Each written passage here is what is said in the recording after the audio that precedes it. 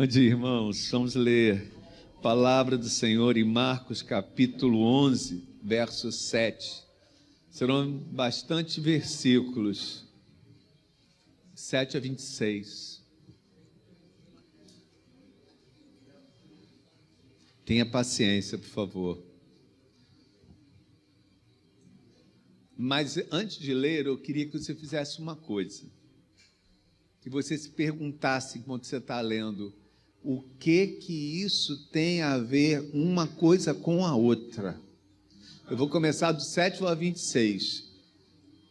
Aí você fala assim, meu Deus, o que isso tem a ver? Tem uma hora que Pedro faz pergunta, tem uma hora que Jesus não responde o que Pedro fala. É uma confusão. Então, você precisa de concentração para esse texto. Precisa de bastante concentração para esse texto. Porque é um texto que ele é doutrinário, ele é explicativo, ele é de estudo. Tem vezes que a gente prega falando por sua vida, fortalecendo sua vida. Tem vezes que a gente prega desafiando você para alguma coisa. Tem vezes que a gente prega te fazendo conhecer um pouco mais da Bíblia. Esse é o tipo de sermão de hoje. Vamos lá. Levaram um jumentinho a Jesus, puseram as suas capas sobre o animal e Jesus montou nele. Muitos estendiam as suas capas no caminho e outros espalhavam ramos que tinham cortado nos campos. Todos que iam adiante dele, como os que seguiam, clamavam: Hosana, bendito que vem em nome do Senhor. Bendito que vem o reino de Davi, nosso Pai, hosana nas maiores alturas. E Jesus entrou em Jerusalém no templo, está prestando atenção? E Jesus entrou em Jerusalém no templo, e tendo observado tudo como já era tarde, saiu para Betânia com os 12. No dia seguinte, quando saíram de Betânia, Jesus teve fome. E vendo de longe uma figueira com folhas, foi ver se nela acharia alguma coisa. Aproximando-se dela, nada achou, a não ser folhas, porque não era tempo de figos. E Jesus disse à figueira: nunca mais alguém coma dos seus frutos. E os discípulos de Jesus ouviram isto e foram para Jerusalém. Quando Jesus entrou no templo, preste atenção, tá acompanhando? Ele estava entrando na cidade, jogaram os ramos, acenaram, depois ele sai desse momento, olha para o templo, depois vai dormir em casa, em Betfagé, depois ele encontra uma figueira no meio do caminho, e ele fala, ele não encontra fruta, ele fala: ninguém mais come você. E foram para Jerusalém. Quando Jesus entrou no templo, começou a expulsar os que ali vendiam e compravam. Derrubou as mesas dos cambistas, as cadeiras dos que vendiam pombas. E não permitia que ninguém atravessasse o templo carregando algum objeto. Também ensinava e dizia: não é isso que está escrito, a minha casa será chamada casa de oração para todas as nações, mas vocês fizeram dela covil de salteadores. E os principais sacerdotes e escribas ouviram isso e procuraram uma maneira de matar Jesus, pois temiam que toda a multidão preste atenção, porque toda a multidão se maravilhava da sua doutrina. E vindo à tarde, Jesus e seus discípulos saíram da cidade. E passando por eles, viram a figueira. Voltou a história de novo. Está percebendo que voltou a história de novo da figueira? Vai para o templo, olha para o templo, vai para casa, vê a figueira, vai pegar fruto, não tem fruto, vai para o templo, invade o templo. Agora ele se encontra com a figueira de novo. E a figueira estava seca desde sua raiz. Então Pedro levantou-se e falou: mestre, eis que a figueira secou e o Senhor amaldiçoou e ela ficou seca. Preste atenção nisso. Olha o que Jesus responde: tenha fé em Deus. Continue. Porque na verdade digo que se alguém disser esse monte, levante e jogue-se no mar, e não duvidar de coração, mas crer que se fará o que se diz, assim será com ele. Por isso eu digo que tudo que vocês pedirem em oração. Agora, o assunto era o templo, assunto era a figueira, assunto é oração. Creiam que já receberam, assim como já... O cara só perguntou da figueira. Senhor, a figueira secou. Aí ele falou assim: tenha fé. Aí em seguida ele fala assim: tudo que vocês pedirem ao Pai, vocês vão receber. A oração. Mas ele não acaba aí. Continua. E quando estiverem orando, se tiverem alguma coisa contra alguém, perdoe. Agora, mais um tema, perdão. Para que o Pai de vocês que está nos céus perdoe as ofensas de vocês. Mas se vocês não perdoarem alguém, o Pai do céu que está no céu não perdoará as ofensas de vocês. Vamos orar. Fala com a gente, Senhor. Nós te pedimos em nome de Jesus. Amém e amém.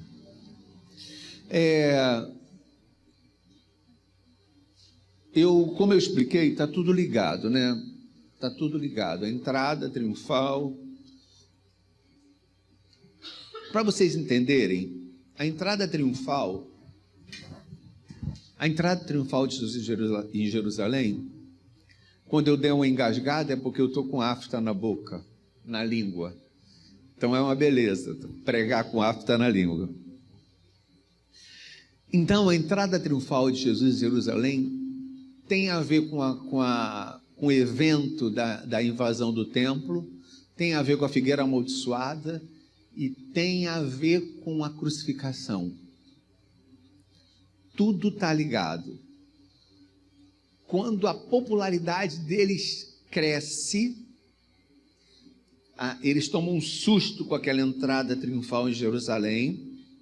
É um início de uma popularidade que causa que as pessoas se desagradam dela, que os chefes, os sacerdotes, que eram os líderes do templo, eles se desagradam daquele evento, daquele jeito que foi, meio que cumprindo uma profecia que era estudada, e aquilo toma corpo, e Jesus entra em Jerusalém, e em seguida ele invade o templo. É uma sequência de fatos. Claro que há uma cronologia e há um tempo entre eles que a gente não consegue precisar, mas a gente entende que está encadeado com um propósito.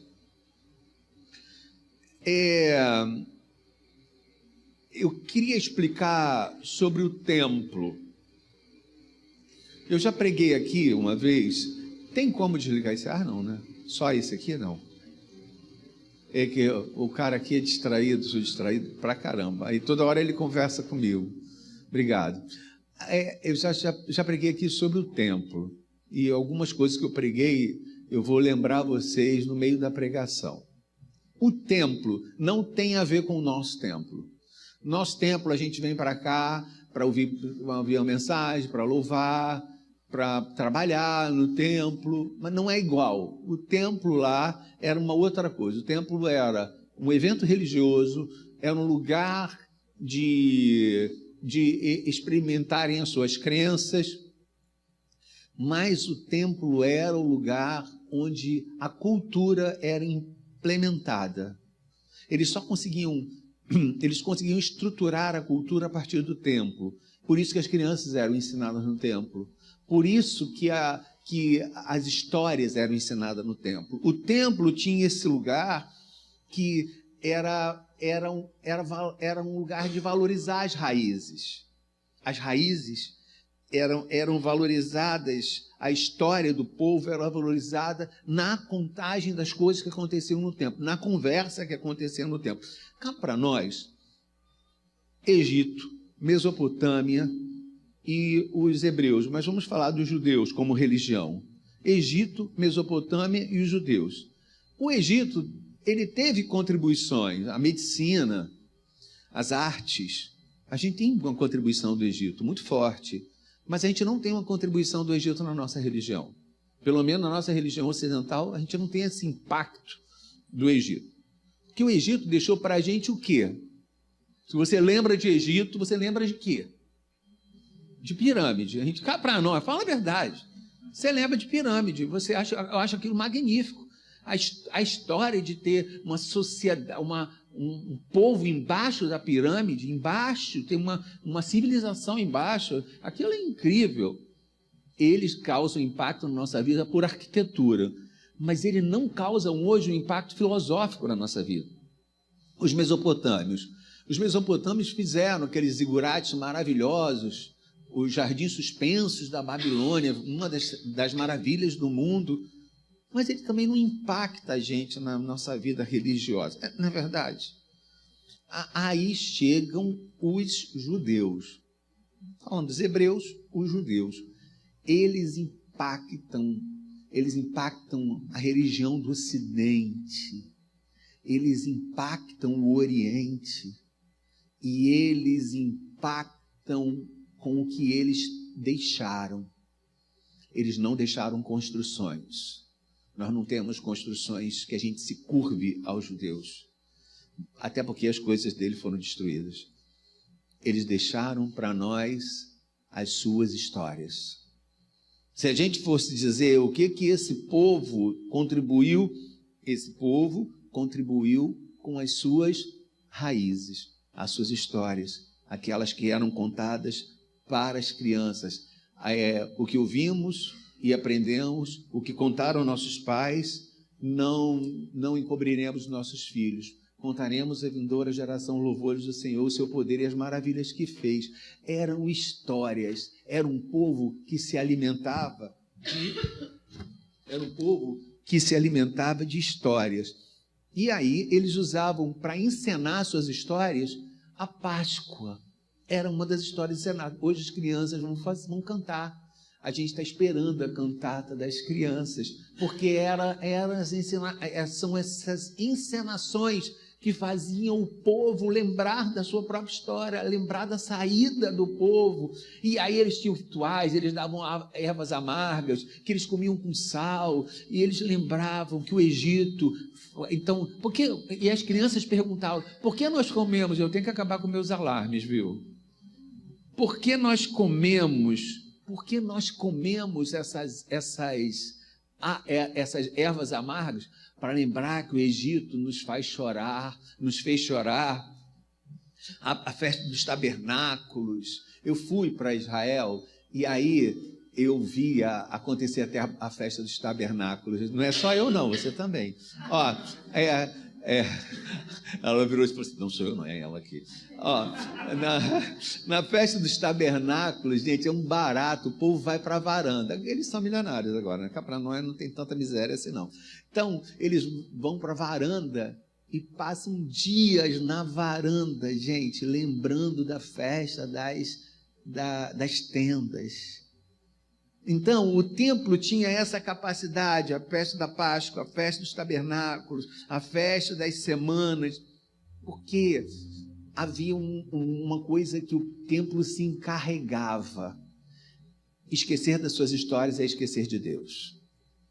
Esquecer de Deus é esquecer das suas histórias. Isso tem a ver com a gente. Esquecer das nossas histórias é esquecer de Deus. Esquecer de Deus é esquecer das nossas histórias, esquecer das nossas raízes. Vocês nunca pensaram por que tanta coisa em torno de planta, em torno dessas imagens? Começa lá na história da sarça, e daqui vai, eu sou a videira verdadeira, vocês são ramos. Quando os discípulos foram chamados, você só creu porque você me viu debaixo da figueira. São muitas coisas. Aí Jó fala, vocês cantaram aqui, né? A esperança para a raiz. Todas as metáforas têm a ver com planta, têm a ver com árvores. Porque a imagem que eles escolheram para contar as suas histórias era desse ser vivo que tem as suas raízes, que mantém esse ser vivo de pé, que vai lá no fundo buscar água e que sustenta nos temporais, sustenta nas ventanias. Eles comparam a vida. Então, o que é interessante é que agora as coisas começam a se juntar. A grande metáfora da figueira amaldiçoada era do templo. Porque cá para nós, você já achou esquisita essa história de Jesus olhar e matar uma figueira? Ah, não encontrei fruto, vai morrer. Você deve ter achado bem estranho isso. Então entenda essa árvore como uma planta aqui. Imagina, isso aqui é artificial, né? É artificial. Mas imagina se isso aqui fosse uma flor natural tirada do ambiente, colocada para ornamentar uma igreja. Problema nenhum. Problema nenhum. Não há um pecado nisso. Nem quando a gente arranca a folha de alface. Então, quando ele usa a planta, não é um desrespeito com a natureza. É tentando usar aquilo a serviço de uma metáfora. A planta está ligada com o templo. O templo deixou de fazer qual era a sua função. O templo não contava mais as histórias. Agora, o templo só servia ao lucro. O templo deixou de contar as suas histórias e o templo só servia agora para o lucro. Os cambistas vendiam dentro do templo, então eles só serviam para o lucro. Eu tenho que capturar você. Verso 11. Jesus entrou em Jerusalém, no templo, e vendo tudo que estava ao seu redor, como se fosse já tarde, saiu para Betânia. Entenda, como eu falei, ele vai ao templo, ele observa ao seu redor, ele fala a parábola da figueira, ele invade o templo, ele volta a parábola da figueira, a figueira está morta, ele conversa com Pedro. É uma sequência. A invasão do templo é um momento de choque com a religião daquele povo. E é a hora que aquele povo entende, se aquele povo ficou em dúvida, se ia crucificar ele ou não, com a entrada triunfal de Jerusalém, que já é o início da crucificação, o que nós estamos vivendo hoje, cantando hosanas, não é outra coisa não apontarmos para a crucificação e para a ressurreição de Jesus. Então aquilo acontece, a coroa da crucificação, a grande coroa da crucificação é a invasão do templo, que ele morre pelo poder de Roma, pelo amor, pela crise que havia em Roma. Sim, ele morre essencialmente pelo impacto que ele causa nos sacerdotes. E aonde estão esses sacerdotes? No templo. Ali o poder é confrontado. Então, irmãos, antes de tomar uma decisão, ele para, o texto diz assim: entrando Jesus em Jerusalém no templo, tendo visto que tudo que estava ao seu redor, como se fosse tarde, saiu e foi dormir em Betfagé. Deixa eu falar uma coisa para você. A invasão do templo não foi de uma hora para outra. A invasão do templo foi pensada. A invasão do templo não é assim, ele botou a mão no quadril e falou assim: acho que eu vou invadir o templo. Não foi assim. Ele olha, ele analisa, ele volta para casa, ele dorme, depois ele invadiu um templo. Qual é o recado que ele dá para mim e para você? Muita coisa que você faz na vida dá errado porque você é precipitado. Porque você faz de sopetão, porque você decide fazer uma coisa e aquilo te dá os teus 5 minutos e você vai e faz. O texto ensina para a gente que a gente não se divorcia de uma hora para outra. Também não se casa de uma hora para outra. Não faz sociedade de uma hora para outra. E não desfaz uma sociedade de uma hora para outra. Não sai de igreja de uma hora para outra. A gente não pode tomar decisões sem parar para pensar nelas antes. Ele vai, dorme e no dia seguinte ele invade o templo. Você acha que ele invade o templo sozinho? Ele invade o templo com uma multidão atrás dele. Vem um povo junto com ele. Por isso que a invasão do templo é uma invasão tão séria. Não sei se vocês lembram, quando eu expliquei, foi aqui que eu falei do Rapa? Não falei do Rapa. Então eu vou contar para vocês do Rapa. Eu morei em Cavalcante. Eu não me orgulho disso, mas eu morei em Cavalcante. Entendeu? E eu vivia em Madureira.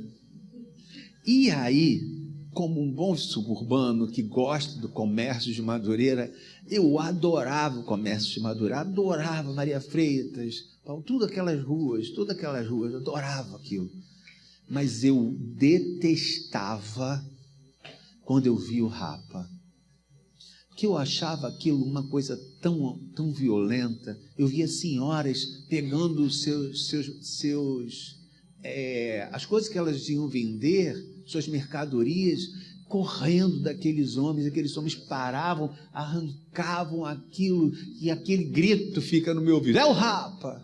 E todo mundo pegava aquilo e saía correndo, e os caras iam pegando, jogando dentro daquelas combis, aquela coisa.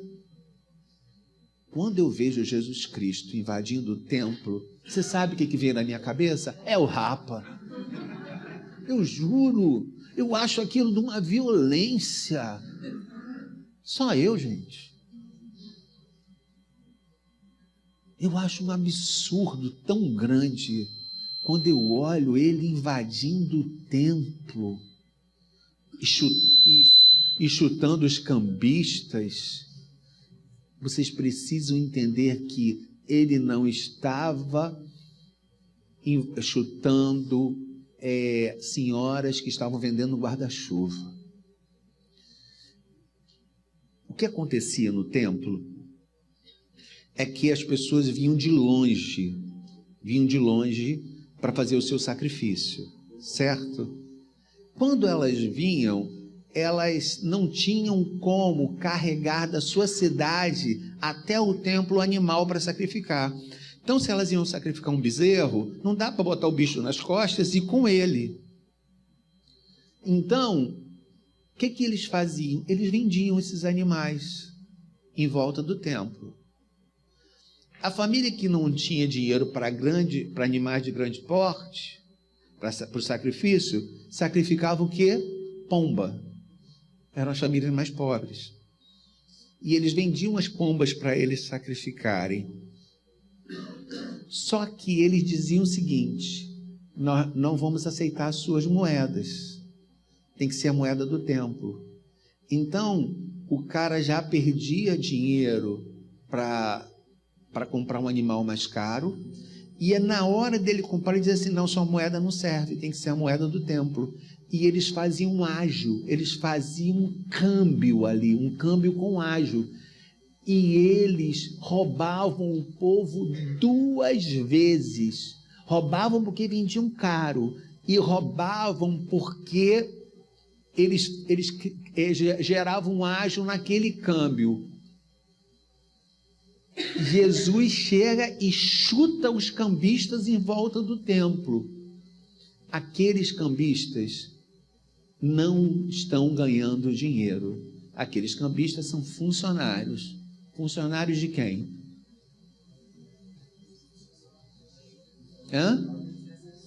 Dos sacerdotes. Então o templo deixou de ser o que era para ser. O templo perdeu a sua função. O templo perdeu a sua função de ser raiz. O templo perdeu a sua função de alimentar. Por isso que a parábola da figueira sem frutos começa, para ensinar para o povo que o templo deixou de ser o que deveria ser, que os sacerdotes deixaram de ser o que deveria ser. Vocês conseguiram entender? Isso é só introdução. Irmãos, teve uma freira internacional, uma mulher pregadora, uma mulher conferencista, que teve um sonho recorrente, esquisito. Ela falava em vários lugares do mundo, E o sonho da freira era o seguinte: eu sonhei que eu estava na beira de um poço com um vaso na mão, um vaso de barro na mão, e aquele vaso de barro estava cheio de água, e a minha tarefa era levar a água para aquelas pessoas. Mas quando as pessoas chegavam, eu não dava água, eu quebrava um pedaço do vaso e botava na boca das pessoas. As pessoas mastigavam e morriam. E aí a freira começou a ter dificuldade de dormir. Quando aquele sonho acontecia no meio do seu sono, e ela não sabia explicar. E um dia, um padre explicou para ela o símbolo daquele sonho. O padre explicou para ela assim: querida, o pote é você, nós somos nós somos vasos, e nós carregamos, transportamos essa água, nós devemos dar da água da vida, só que você parou de dar da água da vida, e você agora só fala de você. Está começando a esquentar, presta atenção. Infeliz o pastor que estiver na frente da igreja, que ao invés de falar das coisas do Senhor e da água da vida, ele fale dele só. Infeliz o pastor que usar esse espaço para usar um espaço para fazer política, para pregar e promover políticos. Infeliz a religião que tiver a serviço de um governo que use a religião para trazer as suas ideias e para vender as suas ideias. Infeliz o lugar que o púlpito for maculado por uma verdade que não seja a água da vida. Infeliz é o lugar, infeliz é o pastor, infeliz é a denominação, infeliz é o líder religioso que, ao invés de dar água da vida, pensa em tirar vantagem disso e ainda mais use esse lugar para uma questão política. Você está entendendo o que eu estou falando? O que os sacerdotes fizeram foi mudar. Eles usaram aquele espaço do templo para uma estratégia política, para uma estratégia financeira. Todas as vezes que alguém te buscar para receber algo de você, e você não tiver para dar, você vai ser um infeliz. Um infeliz porque se um filho teu busca você para se alimentar das coisas que você tem a dizer, e se ele chega lá e não encontra frutos, significa que há uma infelicidade em você, há uma secura, há uma tristeza. Infeliz e triste é aquela pessoa que os filhos procuram, que os amigos procuram, que o pessoal do trabalho procura, e a gente não tem não tem nada para dar. A gente não tem da água da vida.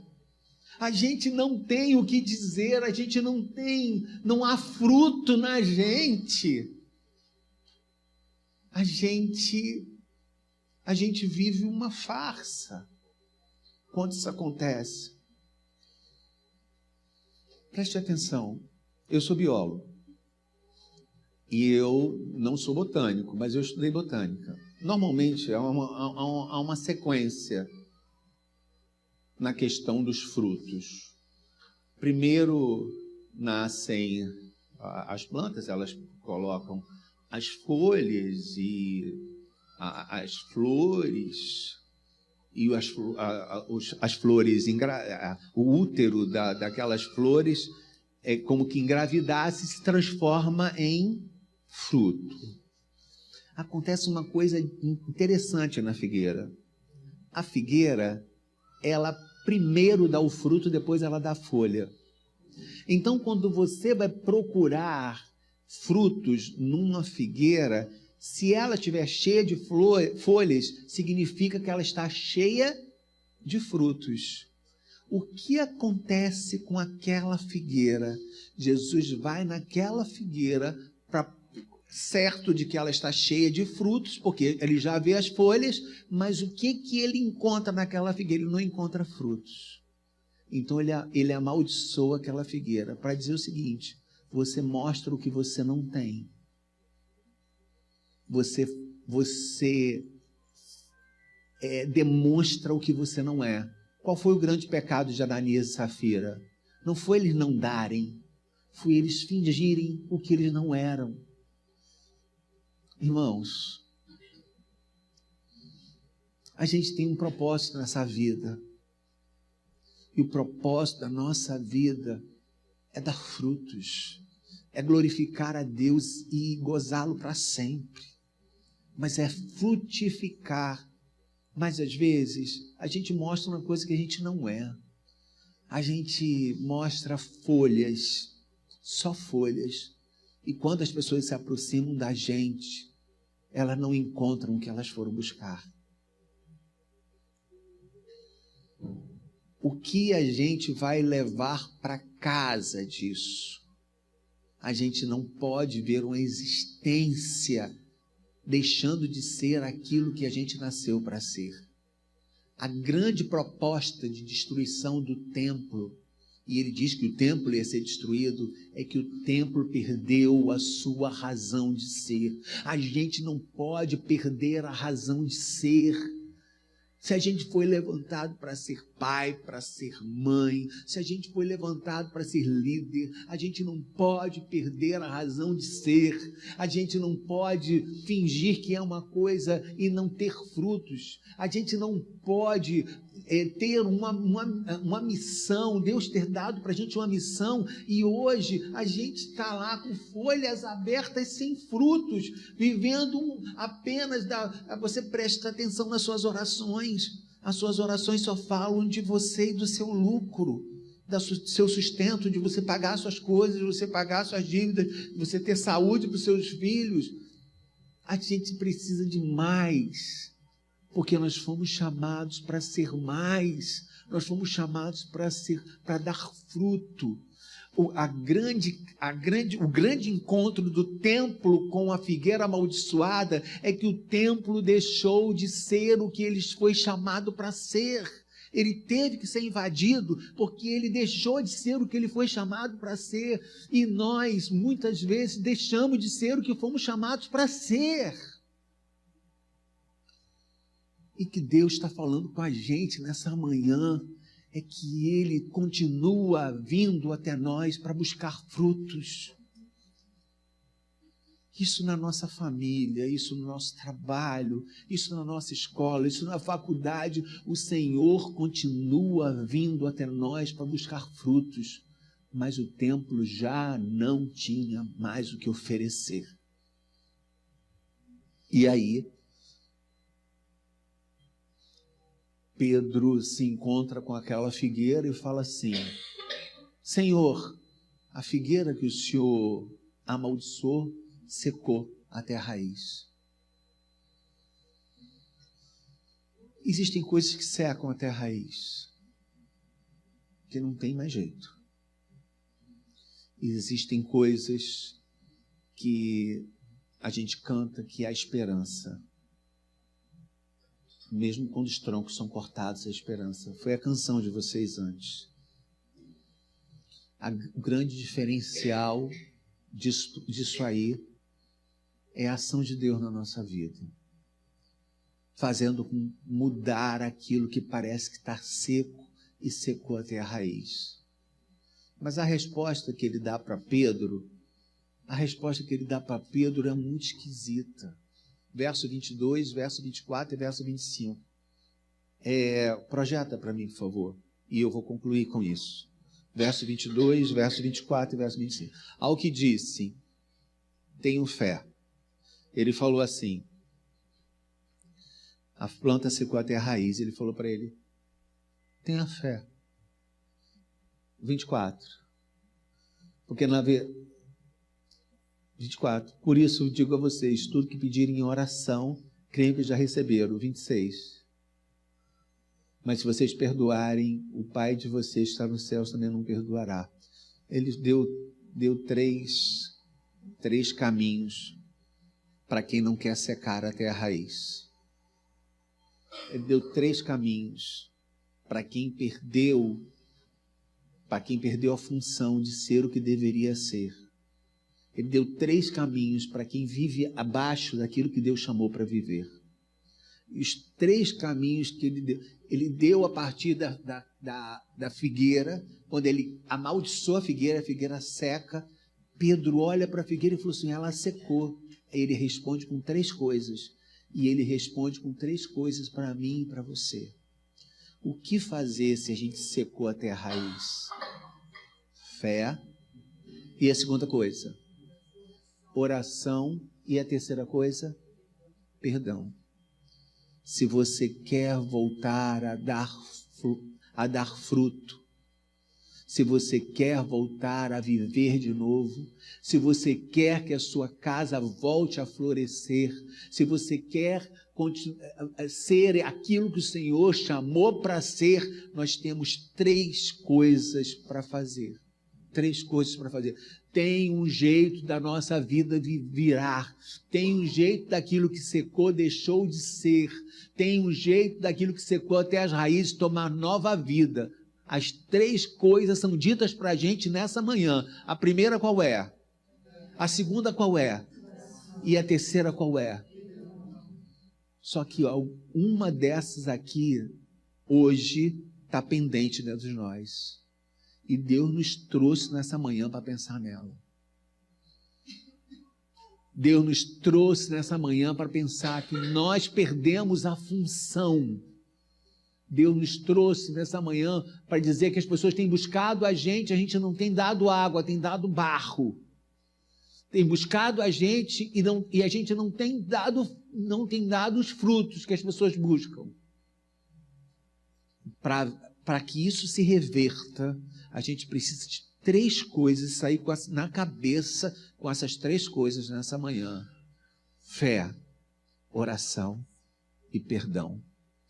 Se você sair com esses 3 princípios, você vai voltar a florescer. Se você sair com esses 3 princípios, você vai influenciar a sua família. Se você se agarrar nesse tripé, você vai ser uma pessoa relevante no trabalho, você vai ser uma pessoa relevante na sua faculdade, mas você tem que considerar as 3 coisas. É possível secar até as raízes. É possível estarmos cheios de folhas e sem frutos. Mas eu tenho como mudar isso. Com fé, com oração e com perdão. É isso, irmãos. Que o Senhor nos ajude. Que o Senhor nos ajude a não perder a função. Que o Senhor nos ajude a sermos aquilo que Ele nos chamou para ser. Que o Senhor não nos deixe ver a distorção de sermos algo, deixarmos de ser algo que Ele espera de nós, que nós realmente sejamos. Que Ele nos abençoe e que Ele nos devolva para a vida.